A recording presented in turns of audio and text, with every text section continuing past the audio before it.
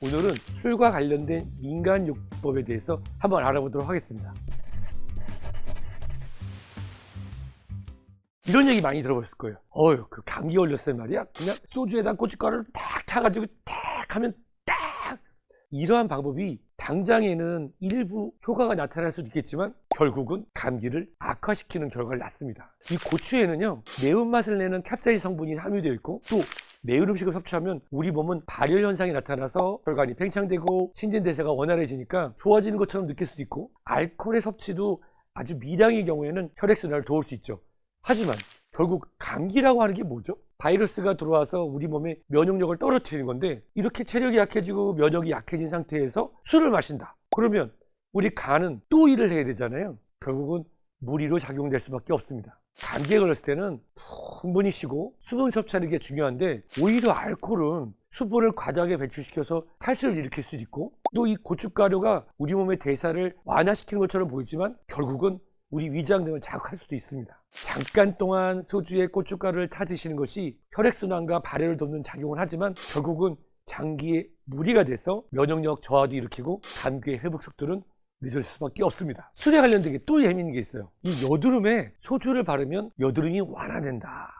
이 또한 잘못된 상식에서 비롯된 방법입니다. 소주는 알코올이니까 알코올 성분이 소독을 시킨다. 따라서 소주가 소독을 시킬 수 있다. 하지만 소독용 알코올에 들어있는 것과 술에 들어있는 알코올은 다른 겁니다. 이 소주의 알코올은 피부가 견디기에는 도수가 너무 높기 때문에 여드름에 소주를 바른다? 그러면 지나친 자극으로 인해서 오히려 여드름이 악화될 수 있습니다. 이런 얘기 많이들 하세요. 나는 술 마시는데, 특히 독한 술을 마시는데 안주를 전혀 안 마셔서 살을 뺄 수 있어. 안주 없이 살을 빼는 술 다이어트.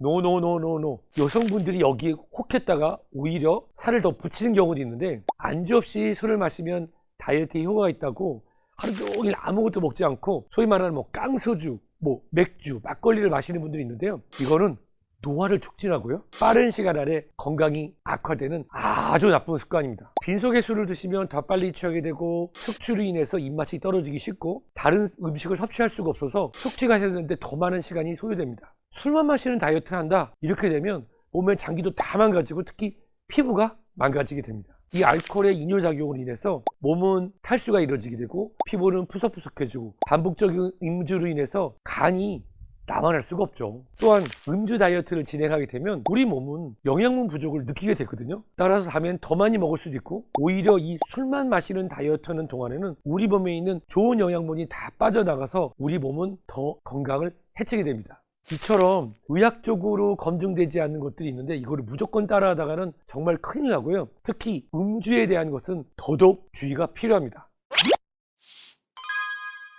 여기에 또 혹하시는 분들이 있어요. 나 변비 때문에 너무 고생하는데 술을 마신 다음 날은 변이 잘 나와. 그래, 변비에는 역시 술이야. 이런 분들이 있죠. 술을 아주 많이 드시거나 술을 조금만 드신 다음에도 다음날 보면 변이 무르게 나오거나, 잘 봐서 변비에는 술이 최고야, 이런 생각을 하시는 분들이 있을 수 있습니다.